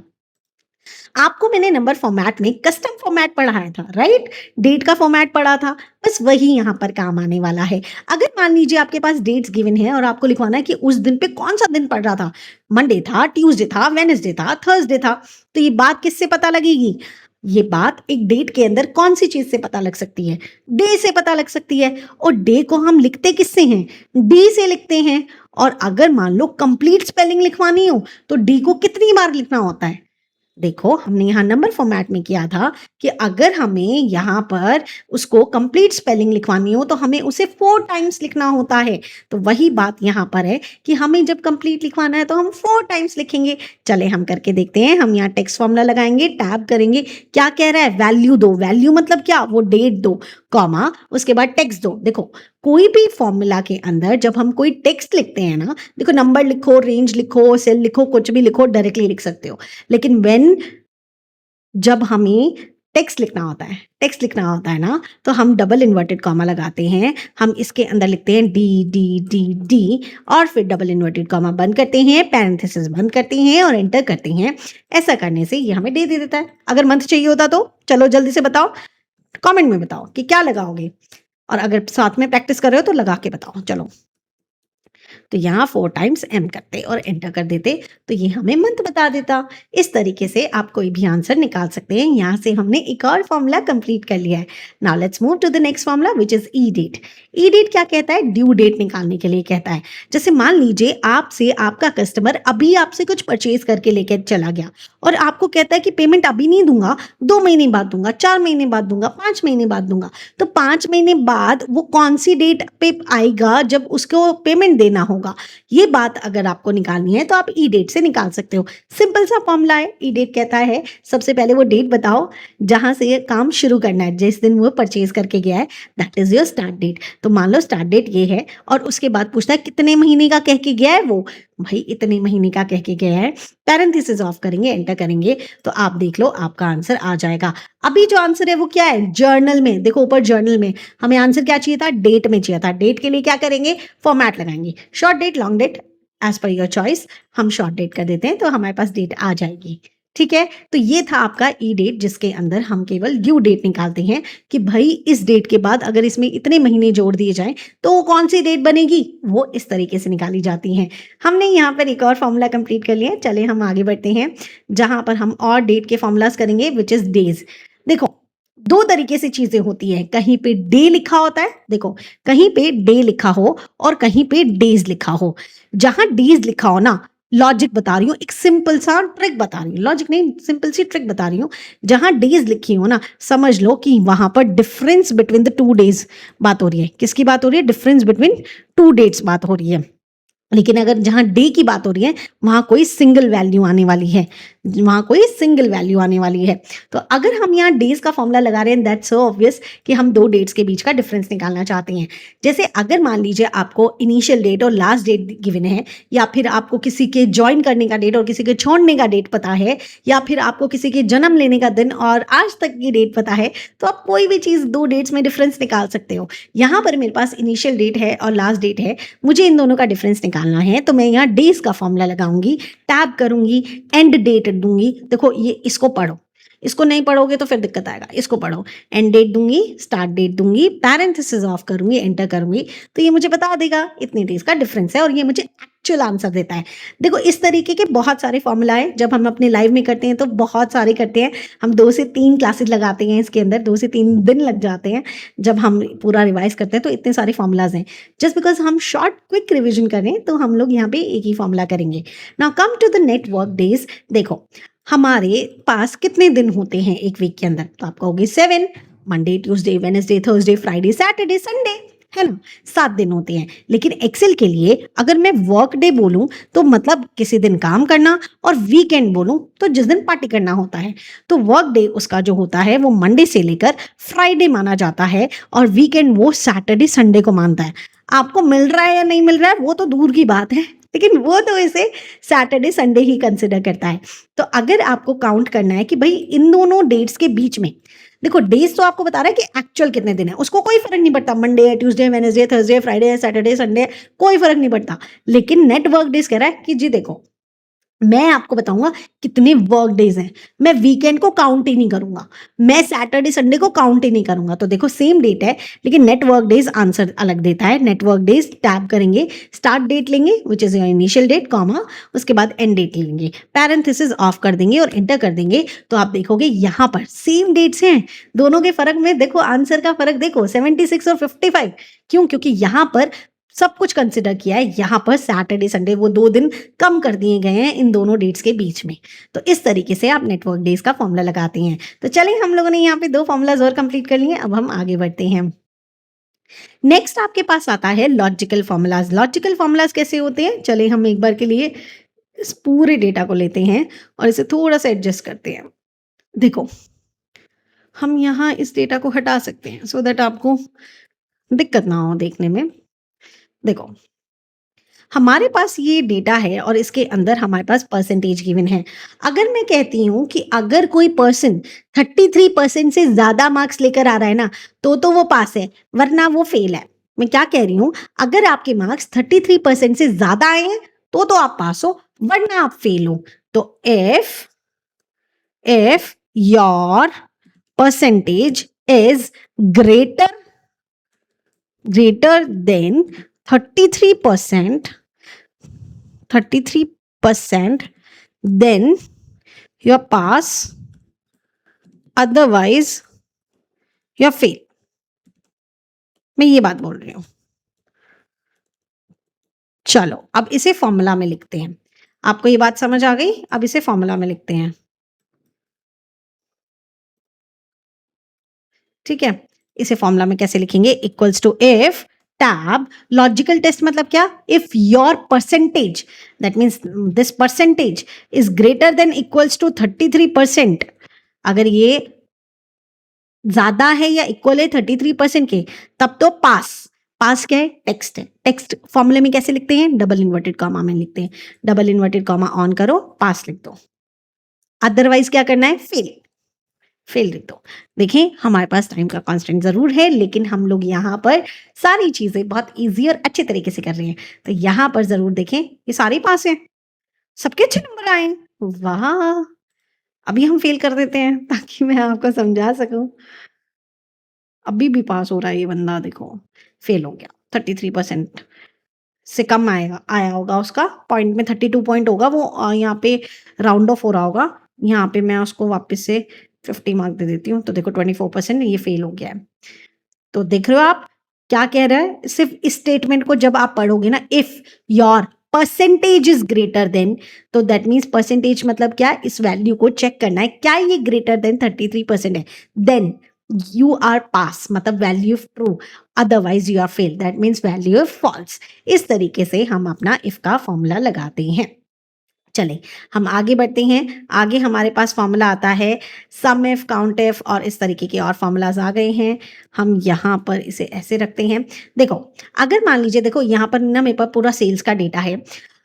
एक बात बताओ, एक कस्टमर तो आपके पास बहुत बार आ सकता है ना। आप मान लो आपके पास एक पार्टी है जो बहुत बार आती है। टोटल आपके बिजनेस में जो पार्टीज हैं वो 20 पार्टीज ही हैं, 20 पार्टीज ही हैं, लेकिन वो यहाँ से आपके पास 100 टाइम्स, 200 टाइम्स इतनी बार परचेज कर रही है, 10 टाइम्स, 15 टाइम्स, कितनी बार परचेज कर रही है। आपको लास्ट में जानना है कि आपसे वो टोटल लेके कितने की गई है। तो आप यहाँ सम इफ का फॉर्मूला लगाएंगे। सम इफ का फॉर्मूला सीखेंगे यहाँ पे। एवरेज इफ और काउंट इफ बिल्कुल सेम है, ये आप खुद से प्रैक्टिस कीजिएगा। मैं यहाँ पर ही उसको लगा के छोड़ देती हूँ, आप लोग खुद से प्रैक्टिस कीजिएगा। चले हम यहाँ पे सम इफ का फॉर्मूला लगाएंगे। सम इफ के फॉर्मूला के लिए आपको 3 चीजें आनी चाहिए। 3 चीजें क्या क्या पता होनी चाहिए? देखो अगर मुझे ढूंढना है कि भाई टेक्सार एक कंपनी है, उसने हमसे कितना खरीदा, तो हम क्या क्या करेंगे? देखो एक होता है रेंज, एक होता है क्राइटेरिया और एक होता है सम रेंज। ठीक है, अगर मुझे ढूंढना है कि भाई टेक्सार ने कितना लिया, तो टेक्सार इज माय क्राइटेरिया। टेक्सार इज माय क्राइटेरिया। टेक्सार को ढूंढने किस में जाऊंगी? पार्टी नेम्स में। तो party names is my range and sum range amount का सम करूंगी।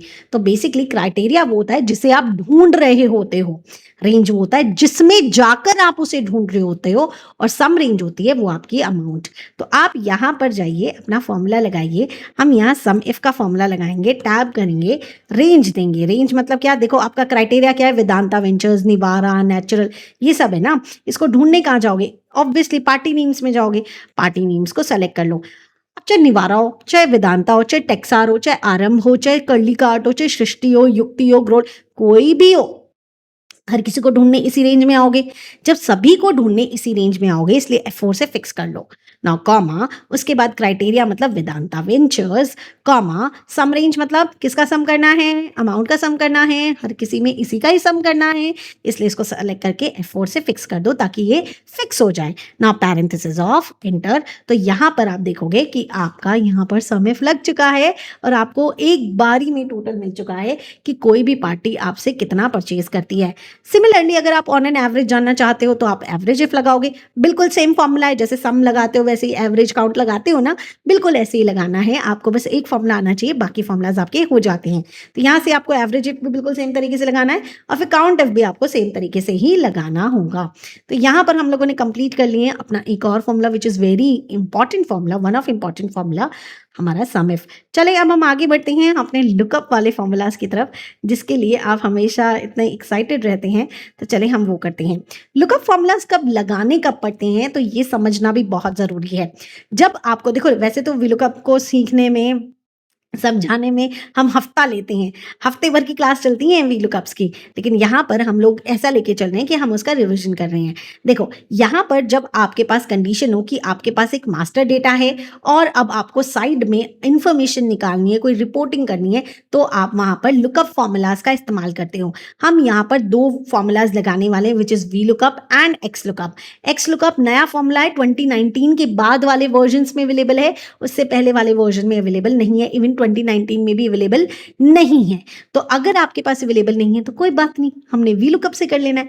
चलिए, वीलुकअप में हमारे पास क्या क्या चीज़ें आती हैं वो एक बार के लिए मैं यहाँ लिखती हूँ, which is the first thing is lookup value, उसके बाद टेबल एरे, उसके बाद आता है column index number, column index number, उसके बाद आपके पास आता है ट्रू फॉल्स। ट्रू फॉल्स तो उसमें लिखा होता है, तो इसमें मैं कुछ पढ़ाऊंगी नहीं। लुकअप वैल्यू, जिसको सर्च करना है, जिसको सर्च करना है।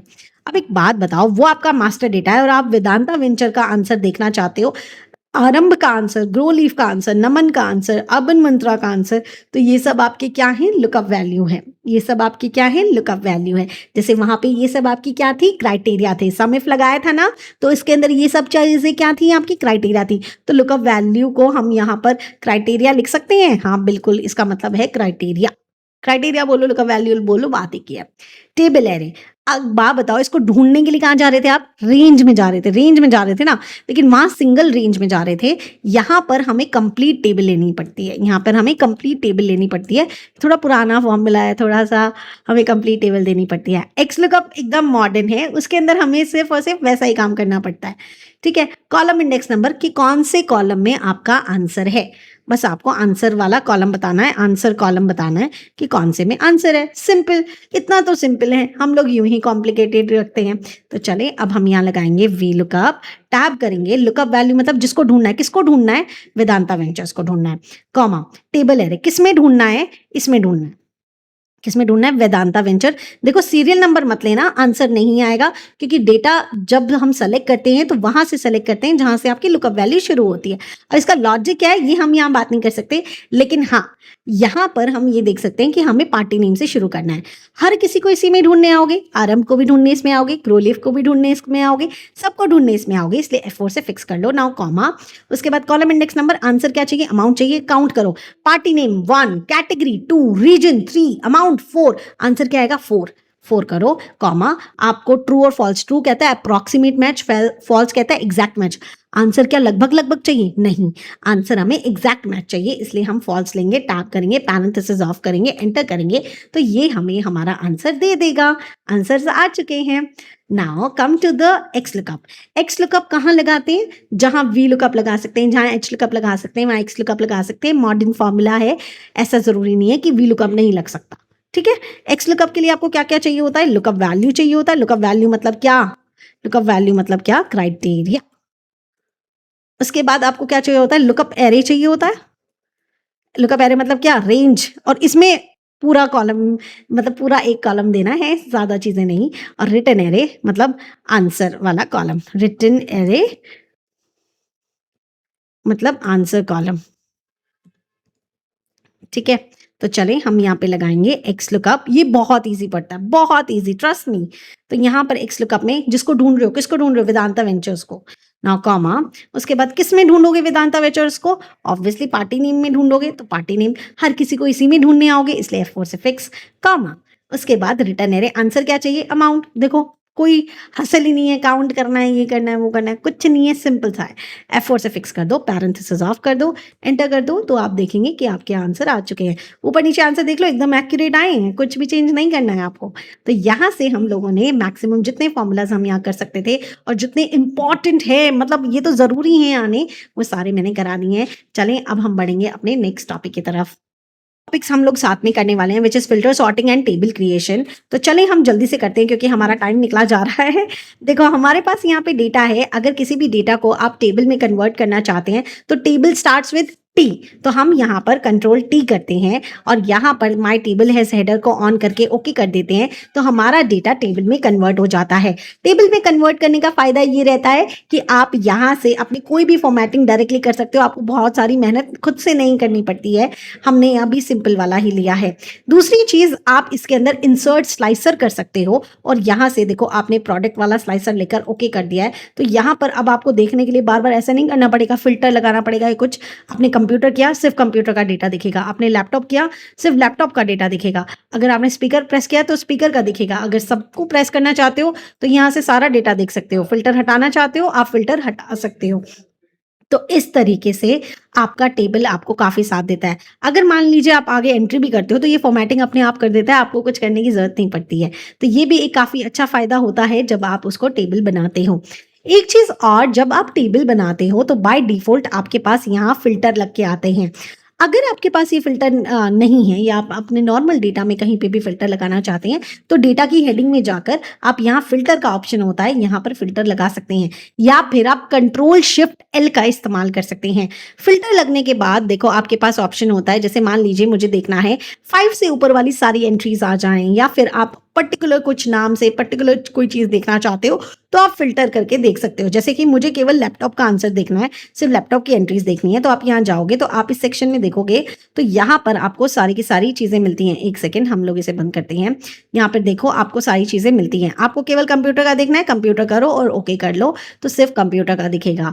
अगर आपको यहाँ पर लैपटॉप और कंप्यूटर दोनों का देखना है तो आप यहाँ से दोनों को सेलेक्ट कर सकते हो। अगर आपको यहाँ पे किसी का भी नहीं देखना है तो क्लियर फ्रॉम द प्रोडक्ट आपको ये सारी चीज़ें नज़र आ जाएंगी। टेबल हम इसीलिए बनाते हैं ताकि हमें फिल्टर ना करना पड़े और हम डायरेक्टली इस तरीके से चीज़ें कर सकें, क्योंकि टेबल के साथ ही हमें ये स्लाइसर का ऑप्शन मिलता है जहां पर हम ये काम कर सकते हैं।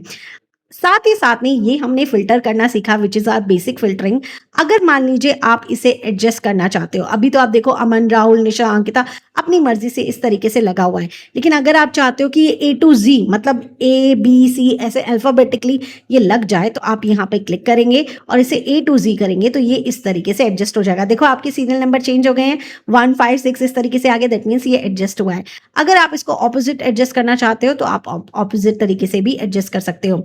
आप ना केवल नाम को, आप यहाँ पर नंबर को भी एडजस्ट कर सकते हो। अगर आप स्मॉलेस्ट को सबसे ऊपर रखना चाहते हो तो स्मॉलेस्ट सबसे ऊपर आ जाएगा। अगर आप लार्जेस्ट को सबसे ऊपर रखना चाहते हो तो लार्जेस्ट सबसे ऊपर आ जाएगा। और ना केवल आपके नंबर और आपके टेक्स्ट, आपके डेट्स में भी आप ये काम कर सकते हो। अगर आप सबसे पुरानी डेट को सबसे ऊपर रखना चाहते हो तो आप ओल्डेस्ट टू न्यूएस्ट कर सकते हो, पुरानी डेट सबसे ऊपर आ जाएगी। लेकिन अगर आप सबसे लेटेस्ट वाली को सबसे ऊपर रखना चाहते हो तो आप न्यूएस्ट टू ओल्डेस्ट कर सकते हो, तो सबसे ऊपर आपकी नई वाली डेट आ जाएगी। तो इस तरीके से आप चाहें तो डायरेक्टली डेटा में फिल्टर कर सकते हैं। देखो यहाँ तो मैंने डेटा में टेबल में कन्वर्ट किया था जिसके अंदर फिल्टर ऑलरेडी आता है। अगर मान लीजिए देखो मैंने यहाँ पर आपके लिए डेटा बनाया हुआ है ऑलरेडी, टेबल वाला भी। अगर मान लो ये डेटा नॉर्मल है, टेबल में कन्वर्टेड नहीं है, तो आपको बस अपनी हेडिंग में जाना है, यहाँ सॉर्ट एंड फिल्टर में जाना है, फिल्टर पे क्लिक करना है तो आपके फिल्टर लग जाएंगे। इसकी शॉर्टकट की होती है कंट्रोल शिफ्ट एल। अगर कंट्रोल शिफ्ट एल करेंगे तो फिल्टर लग भी जाते हैं और वो हट भी जाते हैं। तो आप सेम शॉर्टकट की का इस्तेमाल कर सकते हैं।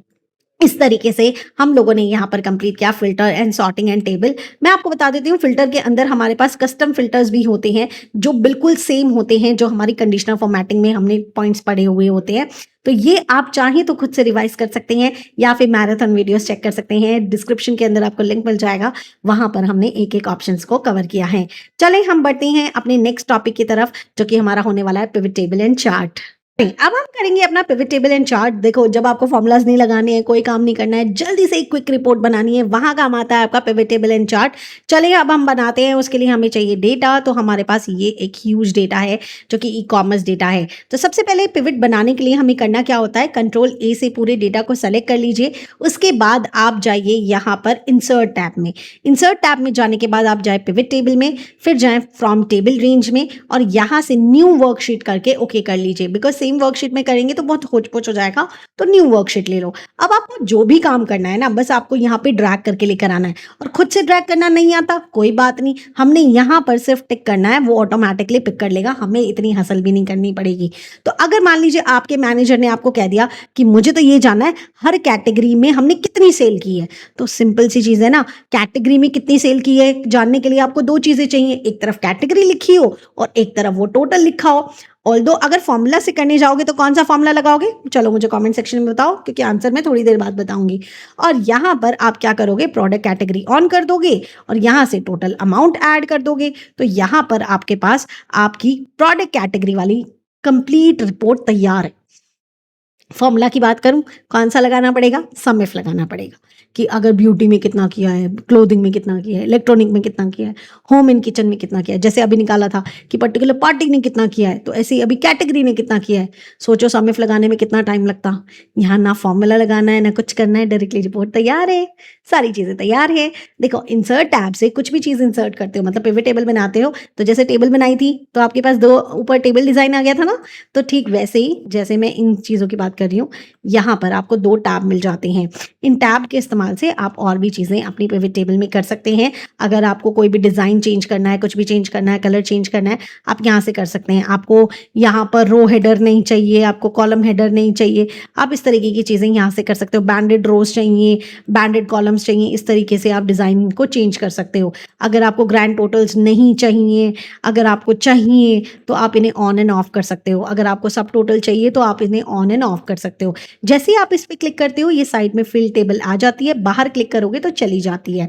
अगर मान लीजिए यहाँ पिवट टेबल एनालाइज पे आइए, अब आपको देखना है भाई, मेरे को तो अलग अलग तरीके से देखना है कि कौन सी सिटी में कितना हुआ है, तो आप इंसर्ट स्लाइसर जो टेबल में इंसर्ट किया था ना, वही यहाँ पे भी इंसर्ट कर सकते हो। मान लो पेमेंट मोड का आपने एक बना लिया, ओके कर दिया, तो यहाँ से आपका एक स्लाइसर बन के आ जाता है, इसे एडजस्ट कर लो। स्लाइसर को भी अगर आपने कोई कलर चेंज करना है, कुछ करना है, तो देखो ऊपर स्लाइसर का एक टैब आ चुका है, यहाँ से जो भी कलर चेंज करना चाहें आप कर सकते हैं। सेम थीम में कलर रखना चाहते हो तो सेम थीम में आप कलर रख सकते हो। अब मान लो आपको जानना है कि ये तो पता है कि beauty, clothing, electronic, home, kitchen में कितना सेल हुआ है, लेकिन मुझे जानना है कैश ऑन डिलीवरी से कितना सेल हुआ है, क्रेडिट कार्ड से कितना सेल हुआ है, डेबिट कार्ड से कितना सेल हुआ है, यूपीआई से कितना सेल हुआ है। तो जैसे जैसे आप क्लिक करोगे, आपके जो टेबल है वो चेंज होती जाएगी और आपके आंसर्स चेंज होते जाएंगे और आपको अपडेटेड आंसर्स मिलते जाएंगे। है ना अच्छी चीज़, जहाँ आपको कोई फॉर्मूला नहीं लगाना, कुछ नहीं करना, और आपके सभी काम आपको दिख रहे हैं कि कब कौन सी चीज़ आपने किस चीज़ से की है। अगर मैं यहाँ से फिल्टर हटा देती हूँ तो ये सारा कुछ दिखेगा। अच्छा, अगर आपको इसमें टाइमलाइन ऐड करनी है, ऑर्डर डेट है हमारे पास, तो पिवट टेबल एनालाइज में जाओगे, इंसर्ट टाइमलाइन जाओगे। अच्छा, हमारी टाइम में कुछ इशू होगा, अगर हमारे डेटा के अंदर हमारा जो टाइम है वो एकदम एक्यूरेट आ जाए, ऑर्डर डेट में हमारा फॉर्मेट की मिस्टेक है, हमारा जो फॉर्मेट है ना वो ढंग से नहीं है इसके अंदर, अगर देखा जाए तो डे बाद में आ रहा है और ईयर बाद में आ रहा है, ये हाँ हमारी इसमें डेट ठीक नहीं है, तो इसके लिए हमें डेटा क्लीनिंग करनी पड़ेगी। लेकिन अगर मान लीजिए आपका ये ठीक होता तो आप इसमें टाइमलाइन कर सकते हैं। तो चलिए मैं जल्दी से इसकी डेटा क्लीनिंग करती हूँ, उसके बाद हम आपको टाइमलाइन सिखाते हैं। तो हम लोगों ने अपने डेटा के अंदर, मैंने टाइम को एकदम एक्यूरेट तरीके से क्लीन कर दिया है। अब हम अपने पिवट टेबल एंड चार्ट में जाएंगे, उसके अंदर हम लोग अपने पिवट टेबल एनालाइज में जाकर इंसर्ट टाइमलाइन करेंगे। तो आप देख सकते हो डेट यहाँ आ गई है। अब हम ओके करेंगे। ओके करने से देखो यहाँ पर हमारे पास एक टाइमलाइन बन के आ गई है।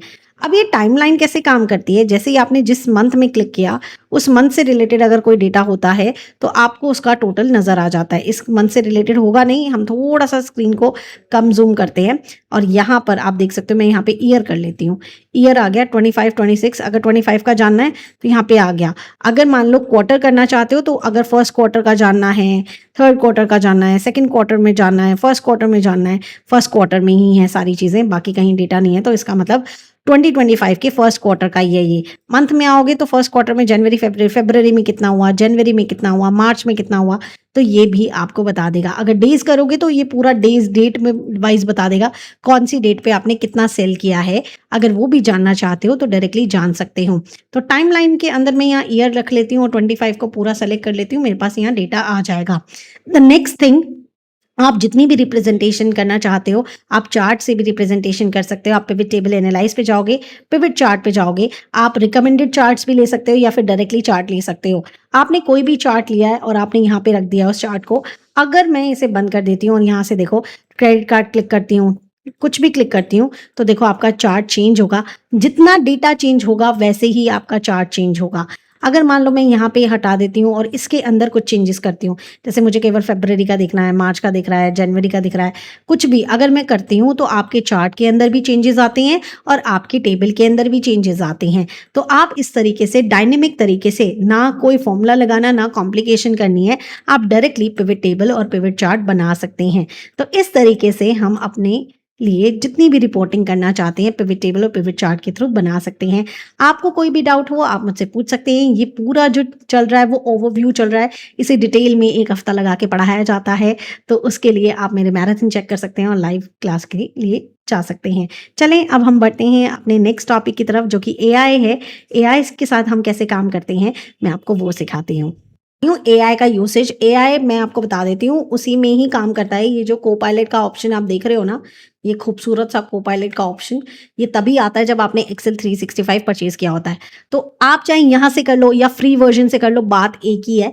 बस यहाँ पे प्रॉम्प्टिंग थोड़ी इजी हो जाती है और वहाँ पे थोड़ी सी हार्ड हो जाती है, दैट्स इट। हार्ड भी क्या है, आपको कंप्लीट लिखना पड़ता है, दैट्स इट, इससे ऊपर कुछ नहीं है। इसके अलावा एक और ऑप्शन मिलता है जब आप 365 परचेज करते हो, आप अगर अपने डेटा टैब में जाते हो तो आपको मिलता है एनालाइज डेटा। मैं इसके बारे में आपको पढ़ाती हूँ सो दैट आपको समझ आए कि कितना यूजफुल ये वाला टूल है।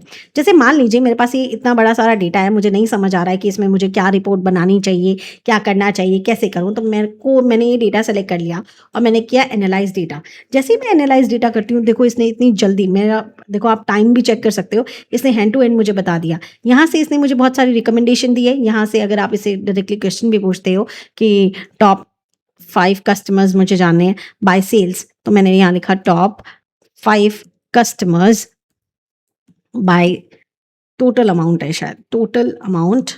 तो अगर मैंने इसे दिया है यहाँ पर, तो इसने मुझे यहाँ से निकाल के दे दिया है टोटल अमाउंट। टॉप 5 लिखा नहीं है ना, तो टॉप कस्टमर इसने दे दिया, टॉप 5 लिखना चाहिए था मुझे, तो मैंने लिखा टॉप 5 कस्टमर। तो इसने मुझे यहाँ पे ऑलरेडी बना के दे दिया। और जैसे ही मैं करूँगी इंसर्ट पिवट टेबल, तो इसने मुझे यहाँ पर देखो पिवट भी बना के दे दिया है। ना मैंने कुछ काम किया, ना मैंने कुछ कहा, इवन पिवट बनाने की भी जद्दोजहद मैंने नहीं की है। मैंने बस एआई को बोला कि ये काम मुझे करके दे दो और उसने मुझे करके दे दिया। अगर आपको फ्री वर्जन इस्तेमाल करना है कोपायलट का तो वो भी आप कर सकते हो। उसके लिए आपको सिंपली कर सकते हो, आपको सिंपली अपने गूगल पे जाना है। गूगल पे जाने के बाद आप यहाँ लिखेंगे आपको कोपायलट इस्तेमाल करना है, कोपायलट लिखो, चैट जीपीटी करना है, जेमिनी करना है, जो करना है आप बस यहाँ लिखो कोपायलट एआई, आपने एंटर करना है और यहाँ से आप जा सकते हो। यहाँ पे आप लॉगिन कर लीजिएगा, आपको बेटर रिजल्ट मिलेंगे और बाकी काम आप यहाँ से कर सकते हो। दूसरी चीज देखो, मेरे सिस्टम में तो ये है, आप अपने सिस्टम में बताना मुझे आपके सिस्टम में है क्या। एक कोपायलट की की भी बनी हुई आई है, तो जैसे मैं उस कोपायलट की की को प्रेस करती हूँ तो ऑटोमेटिकली मेरे पास यहाँ कोपायलट ओपन होके आ जाता है। ये इसकी एप्लीकेशन है, ये मुझे डायरेक्टली दे देता है। अगर आपके में की नहीं आई है कोई बात नहीं, आप यहाँ सर्च इंजन में जाकर यहाँ पर भी कोपायलट सर्च कर सकते हैं, आपके पास डेफिनेटली उसके अंदर होगा, आप उसे ओपन कर सकते हैं। अगर आपके पास 365 है तो आप एक्सेल के अंदर इस्तेमाल कर लें, अगर नहीं है तो आप अलग से कोपायलट को भी यूज कर सकते हैं। खुद से वेब वर्जन भी इस्तेमाल कर सकते हैं, वो फ्रीली अवेलेबल है। चाहे चैट जीपीटी यूज करो, गूगल जेमिनी यूज करो, कोपायलट यूज करो, आप कोई भी चीज फ्री में भी इस्तेमाल कर सकते हैं। बस प्रॉम्प्टिंग करना सीखें और उसके बाद आपका काम हो जाएगा। तो ये था आपका एआई का यूसेज। एआई के यूसेज में और भी चीज़ें आती हैं, लेकिन वहाँ पर डेटा प्रिवेसी का इशू रहता है। तो हम लोग बेसिक जितनी भी चीज़ें होती हैं वो यहाँ पे हम जितना चाहें हम एक्सेल के अंदर करें तो वो ज़्यादा बेहतर है। बाहर थर्ड पार्टी को जब हम देते हैं तो डेटा प्रिवेसी थोड़ा सा दिक्कत देता है और कंपनीज उसमें रिफ्यूज़ करती है वो देने के लिए भी। तो इसीलिए अगर चाहें तो 365 परचेज करें और एक्सेल पे काम कर सकते हैं। चलें अब last but not the least हम कुछ शॉर्टकट कीज़ का रिवाइज करेंगे और इसको यहीं सम अप करेंगे। अब मेरे साथ सभी शॉर्टकट कीज़ का रिविजन करते हैं। अपनी शॉर्टकट कीज़ ही ओपन कर लेते हैं। शॉर्टकट कीज़ हमें कहाँ मिलती है? हम एक्सेल के फ्री कंटेंट में चेक कर सकते हैं। वहाँ पर हमें एक्सेल का फ्री कंटेंट, वहाँ पर हमें यहाँ पे मिल जाती हैं फ्री पीडीएफ्स में, और यहाँ पे 1000 वाली भी हैं, 400 वाली भी है, आप कोई भी देख सकते हो। मैंने यहाँ पे इसे ओपन कर लिया है और आपके पास सभी शॉर्टकट कीज़ आ जाती हैं। अगर आपको भी चाहिए आप इसके अंदर से कर सकते हो। चलो मैं आपसे पूछती जाती हूँ, नो चीटिंग हाँ। अगर मान लीजिए मुझे अपने पूरे डेटा को एक ही बारी में सेलेक्ट करना है तो हम क्या इस्तेमाल करेंगे? देखें, उसके लिए हम इस्तेमाल करते हैं कंट्रोल ए। चलें आपको एक तरीका सिखाती हूँ कि किस तरीके से आप अपनी शॉर्टकट कीज़ को याद कर सकते हैं। जैसे मान लीजिए मुझे यहाँ पर बॉर्डर लगाना है, इस सेल के अंदर बॉर्डर नहीं है, तो आपकी एक्टिवेशन की होती है ऑल्ट, तो ऑल्ट को प्रेस करो। उसके बाद आप ये पाथ फॉलो करते हुए जाओ। आपको होम पे जाना है ना, बॉर्डर कहाँ मिलेगा? होम पे मिलेगा, तो एच प्रेस करो। अच्छा, बॉर्डर के लिए border starts with BORDER, border starts with B, तो आप बी प्रेस करो। और यहाँ पे देखो आपको ऑल बॉर्डर लगाना है ना, A, all border starts with all border A, A, तो आपको देखो यहाँ पे बॉर्डर लग के आ जाएगा। तो आपकी शॉर्टकट की क्या बनी? ALT-HBA। चलो मेरे साथ बताओ, अगर मुझे थिक बॉर्डर लगाना हुआ तो क्या हुआ? तो सबसे पहले एक्टिवेशन की क्या होती है? ऑल्ट।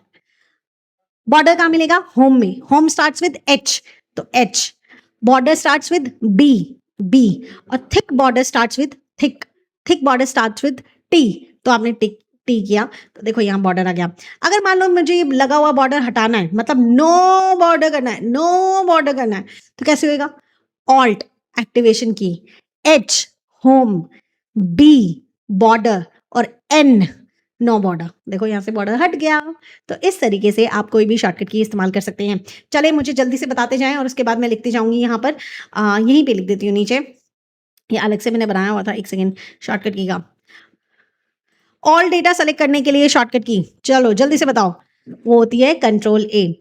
डेटा जहां तक लिखा हुआ है वहां तक की शॉर्टकट की, सिलेक्शन की शॉर्टकट की मुझे बताओ, वो होती है कंट्रोल शिफ्ट एरो।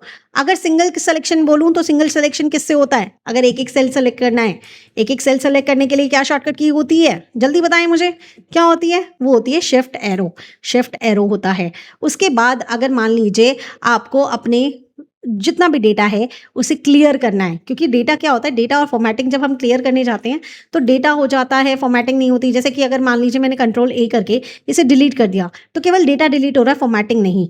अगर मान लीजिए मुझे फॉर्मेटिंग हटानी है तो मैं क्या करूंगी? तो देखो यहाँ पे क्लियर का ऑप्शन होता है, इसको हटाना होता है, तो ये कैसे करेंगे? ऑल्ट एच, क्लियर के लिए क्या कह रहा है? ई, और अंदर जाने के लिए फॉर्मेट के लिए फॉर्मेट स्टार्ट विद एफ, तो एफ कर दो, तो देखो सारी फॉर्मेटिंग चली जाएगी। अगर मुझे सब कुछ हटाना हुआ तो ALT-HEA, तो आपका सब कुछ हट जाएगा। तो ये कुछ कुछ शॉर्टकट कीज हैं जो आपको आनी चाहिए। जैसे अगर मान लीजिए अब मुझे इसकी विड्थ इंक्रीज करनी है तो मैं कंट्रोल ए से पूरे डेटा को सेलेक्ट करूंगी, ALT-HOI करूंगी, ALT-HOA करूंगी, जिससे कि लेंथ विड्थ एकदम ठीक हो जाएगी। तो HOI-HOA किसकी की है? इस फॉर्मेट के अंदर जो ऑटोफिट रो हाइट है, ऑटोफिट विड्थ है। कैसे बनी? ऑल्ट मतलब एक्टिवेशन की, एच मतलब होम, फॉर्मेट के लिए क्या लग रहा है? ओ, और देखो ऑटोफिट के लिए ए और विड्थ के लिए आई, इसीलिए आपकी शॉर्टकट की बनती है ALT-HOA और ALT-HOI। इसी तरीके से मैंने शॉर्टकट की 400 शॉर्टकट कीज पीडीएफ और 1000 शॉर्टकट की पीडीएफ यहाँ पर है, आप उसे चेकआउट कर सकते हैं। और इसी तरीके से लाइव के अंदर मैं सारी चीज़ें बहुत ही डिटेल में सिखाती हूँ, तो वो भी चेकआउट कर सकते हैं। और कोई बात नहीं, लाइव नहीं करना तो मैराथन वीडियोज़ हैं 10-10 घंटे की, वो भी चेकआउट कर सकते हैं, उसके अंदर भी चीज़ें सिखाई हुई हैं। तो चलें इस वीडियो को तो यहीं समाप्त करते हैं, हम मिलेंगे नेक्स्ट वीडियो में। तो अगर आप वीडियो में यहाँ तक पहुंच चुके हैं तो मैं डेफिनेटली कह सकती हूँ कि आपको एक्सेल अच्छे से रिवाइज हो गया होगा, लेकिन फिर भी एक्सेल को सीखना इतना जल्दी पॉसिबल नहीं है। तो उसके लिए अगर आप चाहते हैं प्रोफेशनल ट्रेनिंग करना तो सारी डिटेल्स वैसे तो डिस्क्रिप्शन में भी है, बाकी आप इंस्टॉल कर सकते हैं हमारी एप्लीकेशन को विच इज अकाउंट्स एक्सपर्ट, या तो प्ले स्टोर से या फिर ऐप स्टोर से, और या फिर आप हमारी वेबसाइट को विजिट कर सकते हैं या गिवन नंबर पर डायरेक्टली कॉल या व्हाट्सएप कर दीजिए। हमारी टीम आपको पूरा गाइड कर देगी कि आप कैसे अपने लाइव कोर्स में इनरोल कर सकते हैं। इसके अलावा आपको अगर फ्री कंटेंट चेक करना है तो भी आप हमारी एप्लीकेशन पे चेक कर सकते हैं और वेबसाइट पे चेक कर सकते हैं, सो दैट आपको वो डेटा मिल जाए और आप मेरे साथ इस पूरी वीडियो में अच्छे से काम कर सकें। तो वो डाउनलोड जरूर कीजिएगा और अपना फीडबैक जरूर दीजिएगा, ताकि मुझे पता लगे कि मैं आपको कैसा पढ़ा रही हूँ, सारी चीजें आपको कैसी लग रही हैं, और साथ ही साथ नेक्स्ट वीडियो मुझे किस टॉपिक पर लेकर आना चाहिए ये भी मुझे बताइएगा। तो चले अब हम मिलते हैं अपनी नेक्स्ट वीडियो में एक नेक्स्ट ट्यूटोरियल के साथ। आप सभी के लिए कुछ नया ऐसे ही आता रहेगा। Till then, bye bye, goodbye, have a good day.